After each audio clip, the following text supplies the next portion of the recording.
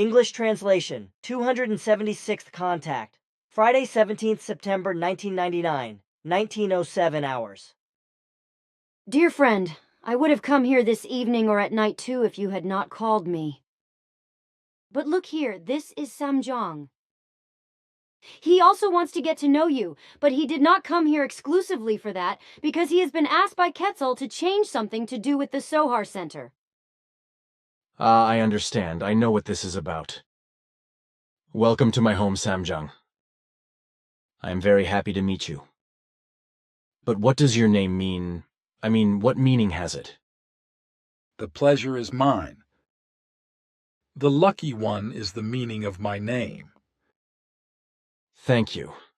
Actually, it should be clear that you also speak German, if you already come here to exchange some words with me. But it is interesting. Those of us who are in contact with you, we all speak the German language. This has already been explained to you at an earlier point in time. This is also true if a contact should only be one time. But in the past, you also used language converters and translators. I still remember that very well. That is right. But in the meantime, this has changed, because now everyone is learning the German language, even if there is only a short-term assignment on the Earth. The reason for this is you, so that if necessary, you can be contacted personally if the situation requires it. Very pleasing. May I still ask you, Samjang, what is your main field of activity? In addition to various other activities, I am mainly dedicated to subatomic vacuum technology as well as subatomic crystal physics and crystal technology. Aha, so that is why you have been assigned by Quetzal. Yes, I should greet you especially from him. Thank you. I am very happy to hear something from him. Please bring him back my dearest greetings. I will gladly do that. Thanks again. But can I ask another question now? Certainly. If the question is addressed to me, which I assume because you are looking at me. You go right in your assumption. So it was Sunday night, the 12th of September, 6 days ago, when I was urged to go out of the living room and search the sky because I just felt like there was something up there. Bernadette then joined me and asked me if I was observing something in the sky. Giving her a vague answer, she followed me into the garden, explaining to her that I had heard the gas burner sound of at least 2 hot air balloons. Together we went behind the shed, where we actually saw 2 hot air balloons coming from the east, soon followed by 3 more.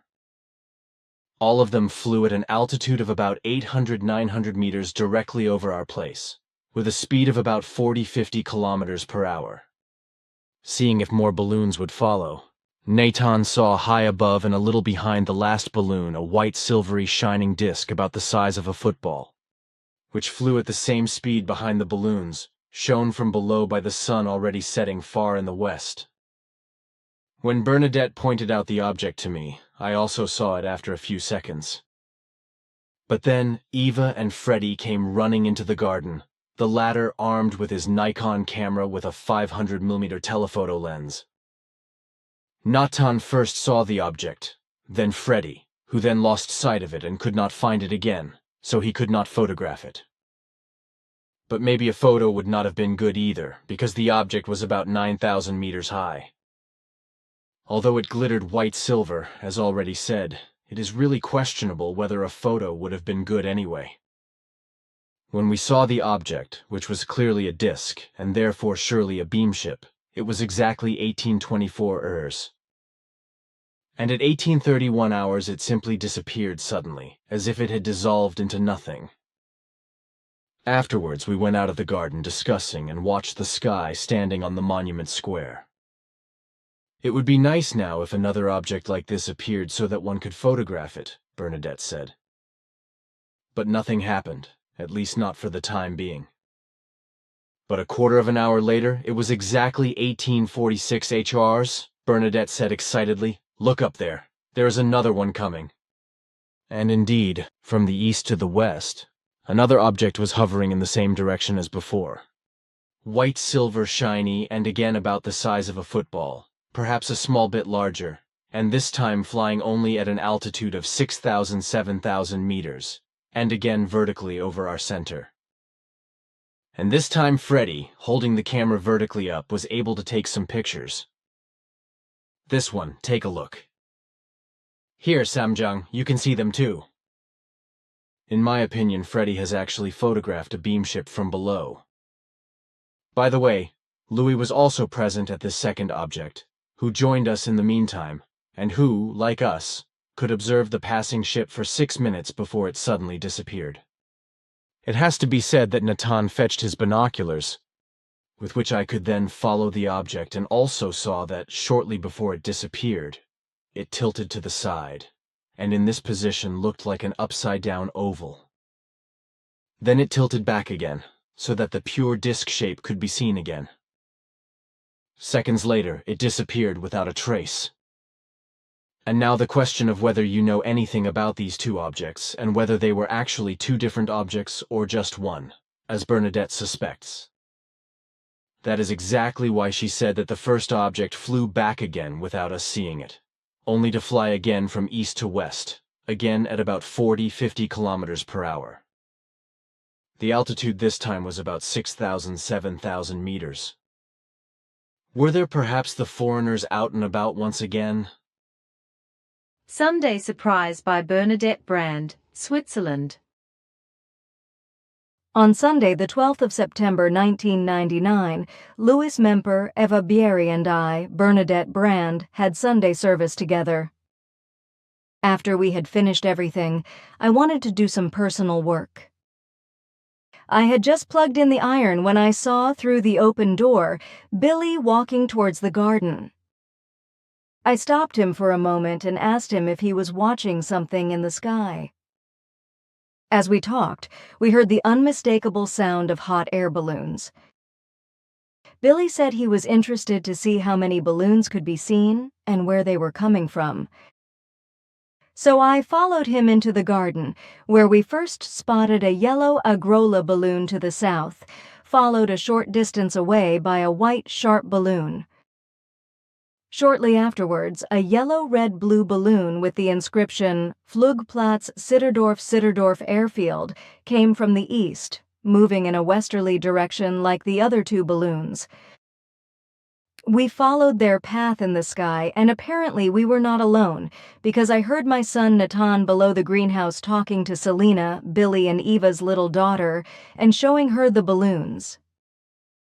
Selena in his arms, he came up the stairs from the greenhouse while Billy and I were still watching the first two balloons. When Natan and Selena were just at the height of the monument, he suddenly called out, "Look, do you see that bright little dot behind the balloon, too?" "What is that?" As I quickly turned around, I immediately spotted a white-silver object behind the blue-red-yellow Sitterdorf balloon. I pointed out the location to Billy with my finger, and after a few seconds he also saw it. At an altitude of about 9,000 meters, as Billy estimated, a disc-shaped, brightly shining object was clearly visible, moving leisurely in the light of the already low sun and standing out brightly against the blue sky. At that moment it was exactly 1824 HRs. It seemed to be following the balloon, which was at an altitude of about 800 meters, westwards at roughly the same distance. Slowly, the balloons, which had grown to 5 in the meantime, moved in a southwesterly direction. The ship, however, which was clearly and unmistakably round or disc-shaped, kept moving westwards. When the yellow-red-blue balloon was already clearly southwest of us, an airliner appeared and flew over the balloon from the south to the north at an altitude of about 5,000 meters. Now we could wonderfully compare the difference in size and shape of the three flying apparatuses. At the bottom, at an altitude of about 800 meters, the balloons were traveling at a speed of about 40 to 50 km/h. Above, at an altitude of about 5,000 meters, The airliner was flying very fast, and about 4,000 meters higher, the brightly reflecting object was moving leisurely in a westerly direction at the same speed as the balloons. As the airliner passed over the balloon, I noticed that it was much harder to see compared to the beamship high above it. We could see the plane clearly, but it appeared somewhat blurred and almost transparent through the haze because it was below the direct rays of the sun. The object, however, which was very high above the haze and was directly illuminated from below by the low sun, reflected the light so brightly that it was absolutely clear and sharply recognizable, although it was moving at a considerably greater distance from us than the aircraft. For a whole 7 minutes, from 1824 to 1831 HRs, we were able to observe the ship before it slowly disappeared in the direction of the sun in the brightening sky, and then suddenly disappeared. Freddie, who in the meantime had also appeared in our garden at Billy's call, dragging along his camera with the 500 telephoto and the tripod, only saw the beamship briefly after Billy had made a long effort to show him the exact location. When he was finally ready to photograph it, he could not find it. Ava came out of the greenhouse, took Selena from Natan, and disappeared with her towards the house. She had no patience to follow Natan's directional instructions, but merely sent a quick glance to the sky and departed. In return, she later complained that she never got to see anything. After the ship had disappeared, I wanted to get on with my work for good while Billy, Freddie, and Natan talked about the size of the object, which Billy described as football-sized, Natan as a dot, and Freddie as invisible. After they had discussed it for a few minutes and told Louis, who had come from the house in the meantime, about the sighting, Billy called me to the square in front of the monument and asked me if I also thought that the object had been the size of the condensation trail diameter of a plane that had just passed. Natan and I thought this size comparison was correct, while Freddie claimed that at best he had seen a tiny dot. In the meantime, about 15 minutes had passed and we were still talking about the object. Freddie was allowed to listen to some good-natured remarks because he had not managed to photograph the ship despite having good camera equipment. "It would be nice if an object like that appeared again so you could photograph it," I said, standing with my back to the monument. I lifted my head and, high above the birch trees, once again caught sight of the same object we had observed 15 minutes earlier. "Look, up there. Here comes another one, escaped me," and at the same moment I heard Billy say, "There above the birches, it is hard to believe." I was very excited when I saw out of the corner of my eye that Billy was looking at his watch. It was exactly 6:46 Hornyers. The heads of Natan, Louis, and Freddie flew up into their necks, and only a moment later, my son dashed off towards the house to fetch the binoculars. The beamship was just vertically above our heads as Freddie's camera clicked diligently. Billy told him to make sure he had the head of the flagpole in the picture as well for a size comparison. A minute later, Natan came shooting around the coach house corner, and now Billy and he took turns watching the ship with the binoculars, while the rest of us followed its path with the naked eye. Image photographed vertically upwards. On the left, the head of the flagpole. On the right, the beamship recognizable as a white disk.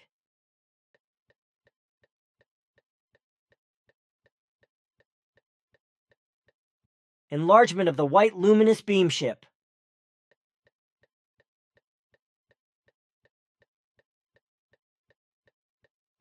This second ship was only flying at about 6,000 to 7,000 meters and was therefore much bigger to see than the first. Just like the first object, it reflected brilliantly the light of the sun as it approached the horizon. Just like the first one, this ship was also clearly visible as a disk, and it was also moving in a westerly direction. Again, a plane passed across the sky from south to north, and we could compare the size, shape, and speed of the two objects well. While the plane was speeding across the sky, the ship was moving at a very leisurely pace. After about 3 minutes, it tilted its angle of inclination by about 45 degrees to the left and was thus clearly recognizable as an ellipse, before it even increased the angle to 90 degrees and therefore appeared almost cigar-shaped. As it changed its angle of inclination, it also changed its direction of flight to the southwest. The whole maneuver was done very slowly because it did not fly faster than about 40 to 50 kilometers per hour. After it had completed the change of direction in a wide arc, it moved back to its previous horizontal position and was again visible as a disc-shaped object. I was also able to observe this second ship in its demonstratively slow flight until it almost merged with the brightly flickering western sky. And just before it was so far away that we could no longer see it, it disappeared from the sky without a trace from one split second to the next. Now, of course, we had a lot to talk about and also a lot to puzzle over for the next few days, because 2 daytime sightings within only a quarter of an hour had never happened before. The second sighting was actually only 15 minutes after the first, and it lasted only 1 minute less than the one from 1846 to 1852 HRs. Who could that have been? Billy was of the opinion that it was 2 different ships, while I was more inclined to think that it could have been the same ship both times. But there was one thing we were almost sure of: it could only have been our friends, though it was also possible that one of them could have been an alien object. We waited for about 15 minutes in the open, always watching the sky in all directions, in the modest hope of maybe seeing something again, but unfortunately in vain. So I set about my ironing for good while Billy and Freddie were still talking outside. Somehow I was completely blown away because my last daytime sighting was 17 years ago, and at that time I could only see Quetzal's ship briefly at the very end. But we were in for another Sunday surprise, because I had hardly hung the first blouse on the hanger when Billy and Freddie hurried past my door. I quickly slipped on my slippers and followed them a few steps, while I asked if they had seen anything again. Billy called back that he had seen a figure in gray clothing on the footpath and that they were now looking to see who it was. I could not catch up with the 2 men in my worn sandals. They were too fast for that. I stayed outside for a few more minutes, keeping an eye on the path, before I gave up because I could not see anyone and also could not hear anything, so I assumed that the walker we had heard had already disappeared in the direction of Schmidruti. If he had turned back on the path, he would have been right in my field of vision. Shortly after I had given up, Billy returned and told me that during his conversation with Freddie, he had observed a figure in gray clothing on the footpath. Because the gray of the clothing looked familiar, he wanted to know who was on the way to Schmidruti, so he immediately set off in the direction of the biotope. Freddie followed him.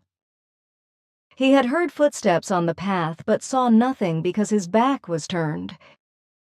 However, although Billy and Freddie hurried extremely quickly, they could not find anyone. I had also heard the footsteps before they rushed past my door, but while I stood outside watching the path, there was nothing to see and nothing to hear. The figure had just suddenly disappeared without a trace. Freddie, who returned walking to be on the safe side, found only a burst balloon with a card attached to it. Otherwise, there was nothing and no one to be found. It was not until Friday evening, the 17th of September, that the mystery was solved when Billy asked Florena if she knew anything about what had happened the previous Sunday. She told him that the first beam ship had been her own and that Taran had been with her. They had passed over the center at an altitude of 9,500 meters at a speed of 40 kilometers per hour. The second ship we observed 15 minutes later contained Zaphanat Paneak and Samjong, and they flew over the center at an altitude of 7,500 meters and at the same speed as Florena. The aircraft we had seen during the sighting were at an altitude of between 4,500 and 6,000 meters. The mysterious walker who had so easily disappeared without a trace was Samjang, who was at the center for the first time and wanted to take a closer look at the immediate surroundings. He had noticed that he was being watched, and because Freddie, whom he did not know, was not very familiar to him, he made sure that he could no longer be seen. Samjang's name means the lucky one, and professionally he deals mainly with subatomic vacuum technology, subatomic crystal physics, and crystal technology. According to his appearance, he belongs to the Taljda people because he is also yellow-skinned, and the sound of his name is also somehow reminiscent of the peoples who live in the Far East. In a way, I felt richly blessed, and I was childishly happy that I had been granted the privilege of seeing the second object first. But I was also happy for Natan and for all the others who had been present at the two sightings.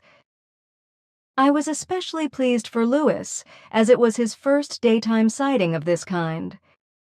For me, these events had brought back some of the magic of the old days, of the late 70s and early 80s, when we often spent our nights trying to see something, when our knowledge and the many proofs of the presence of our distant yet close friends had bound us together and helped us, despite all our differences, to tackle our task and also to withstand heavy storms. Perhaps some of that magic will return in the future. In any case, I am heartily happy for all who are fortunate enough to be present at a sighting themselves. No, that was not the case. At least not for the ones you saw, because these two flying apparatuses belong to us. Taran and I were in the first and higher flying apparatus. We flew at an altitude of 9,500 meters at a speed of 40 kilometers per hour. The second flying apparatus were crewed by Zaphanat Paneak and Samjong. The altitude was 7,500 meters, and the speed was also 40 kilometers per hour. The reason for crossing the center airspace was that, on the one hand, Samjung could get an impression of your terrain. On the other hand, foreign flying objects were on the way, which we observed, as so often before, above your center. Of course, we were also interested in these flying machines this time, which flew at a higher altitude than we were, which is why we shielded ourselves from their view from above, so that only you could see us. And your feeling did not betray you, in that you were actually called out by Taran.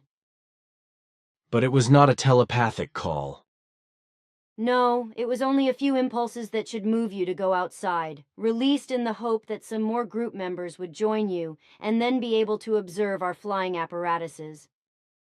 Actually, Zaphanat Paneach wanted to fly over your center at a lower altitude, but this was not possible because a large passenger plane was passing by from the south at an altitude of only 5,000 meters. These were then followed by two more earthly flying apparatuses, airplanes, as you say, from two different directions, and their altitude was also between 4,500 and 6,000 meters. And did the balloonists and the airplane pilots or the airplane passengers also see you? We do not know that. But it should be unlikely. The flying machines flew other tracks, and besides, we might have flown too high for an observation by them. The balloonists, on the other hand, were too low, and their view upwards was probably obscured by the balloon.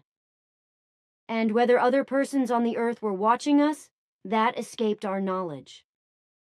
And if we had already been sighted, which is hardly to be assumed, then this must have been a lucky coincidence because we did not make ourselves noticeable to anyone but you.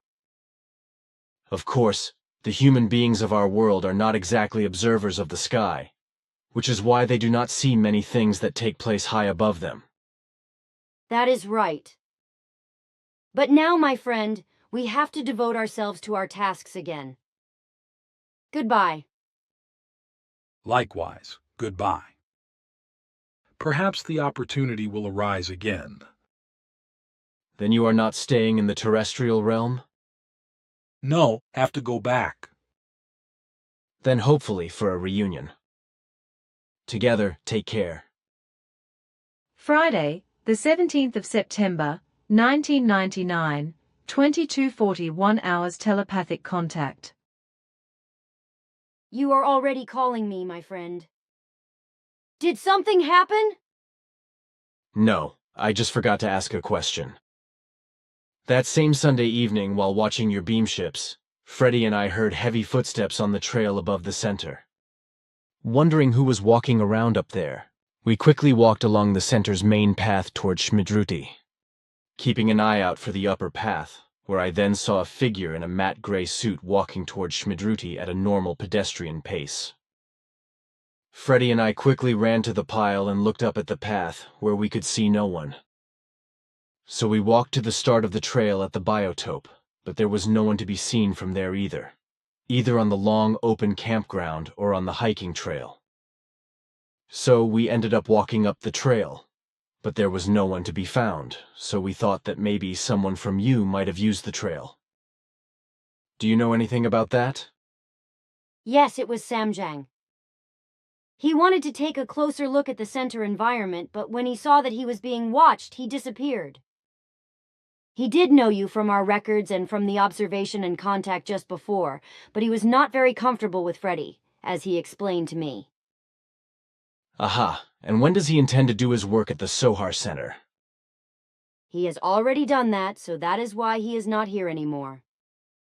But if you are still interested in the time when Samjang walked along the path, it was around 1910 RRs. Thank you, that will do.